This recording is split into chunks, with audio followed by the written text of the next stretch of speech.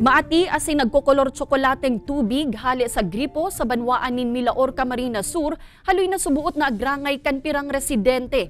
Simbag kan ipigrereklamong supplier asin magiging tugon kan LGU, aramon ta sa report ni Chris Novello. Baku ini kape o tsokolating tinimpla sa sarong balde, kundi tubig na nagluluwas sa gripo kan pirang residensya sa barangay San Miguel sa banwaan ning Milaor, Camarines Sur.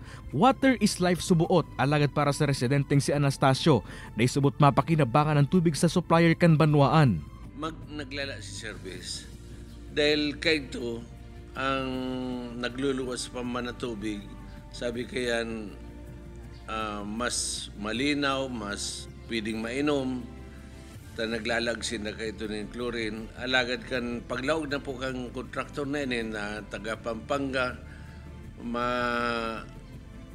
luyahon na po ang serbisyo. Ang masakit pa po pag nagreklamo ka, sabihan ka po magpaputol na lang ka mo. Susog sa nagkapirang residente kan banwaan ning Milaor, Camarines Sur na nakakabit sa saindang water supplier digdi sa banwaan. Dahil sila nagkukuha ng tubig sa saindang water supply ning hutang iba, nagdalaom na sana sa araw kay ning jetmatic o bomba para may makuanan ning supply ning tubig. Nagsurat naman subuot si Jalino sa LGU para ireklamo ang serbisyo kan water supplier.